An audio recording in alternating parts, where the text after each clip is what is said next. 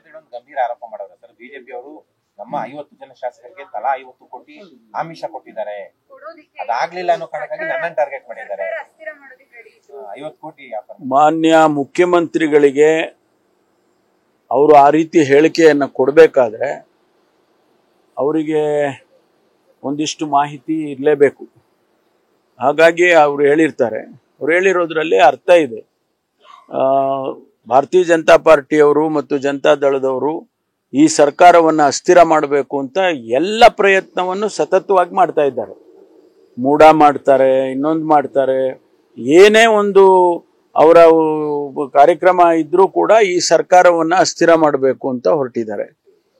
ಅವ್ರಿಗೆ ಅದು ಸಾಧ್ಯ ಇಲ್ಲ ಅಂತನೂ ಕೂಡ ಗೊತ್ತಿದೆ.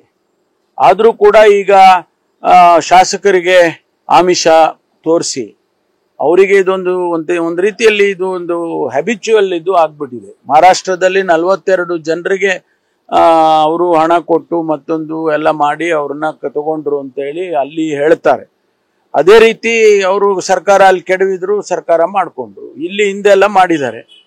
ಈಗಲೂ ಕೂಡ ಆ ಪ್ರಯತ್ನ ಮಾಡ್ತಾ ಇರ್ಬೋದು. ಮಾನ್ಯ ಮುಖ್ಯಮಂತ್ರಿಗಳ ಗಂಭೀರ ಆರೋಪದಲ್ಲಿ ಖಂಡಿತವಾಗಿ ಏನಾದರೂ ಮಾಹಿತಿ ಇರಲೇಬೇಕು.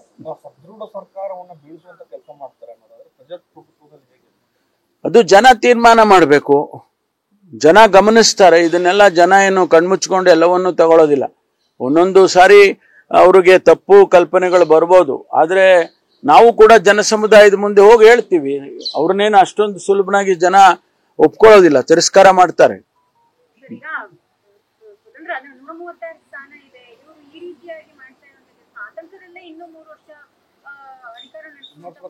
ಅಲ್ಲ, ನಾವೇನು ಆತಂಕ ಇಲ್ಲ, ನಮಗೆ ಆತಂಕ ಏನಿಲ್ಲ. ನಾವು ಇದನ್ನ ಎದುರಿಸ್ತೇವೆ. ನಾವು ಸರ್ಕಾರವನ್ನ ಅಸ್ಥಿರ ಮಾಡೋದಕ್ಕಾಗ್ಲಿ ಸರ್ಕಾರ ಕೆಡವೋದಕ್ಕೆ ಬಿಡೋದಿಲ್ಲ. ಅದರಿಂದ ನಮಗೇನು ಅದರ ಆತಂಕ ನಮಗಿಲ್ಲ. ಆದ್ರೆ ಪ್ರಜಾಪ್ರಭುತ್ವದ ವ್ಯವಸ್ಥೆನಲ್ಲಿ ಈ ತರ ಬೆಳವಣಿಗೆಗಳಾಗಬಾರ್ದಲ್ಲ.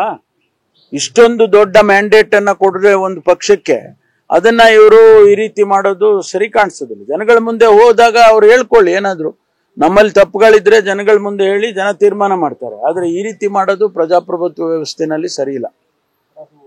ಉತ್ತರ ಪ್ರದೇಶದ ಬುಲ್ಡೋಸರ್ ನ್ಯಾಯಕ್ಕೆ ಸುಪ್ರೀಂ ಕೋರ್ಟ್ ಅಂಕುಶ ಹಾಕಿದೆ. ಅದು ನ್ಯಾಯಾಲಯಗಳು ಸರ್ಕಾರಗಳು ಏನೇ ತೀರ್ಮಾನ ಮಾಡಿದ್ರೆ ಅದು ಜನಪರವಾಗಿ ಇಲ್ಲ ಅಂತ ಗೊತ್ತಾದ್ರೆ ಅದಕ್ಕೆ ಸಂಬಂಧಪಟ್ಟ ಹಾಗೆ ತೀರ್ಪನ್ನು ಕೊಡ್ತಾರೆ. ಈಗ ಅದಕ್ಕಾಗಿ ಅವರು ಕೊಟ್ಟಿದ್ದಾರೆ.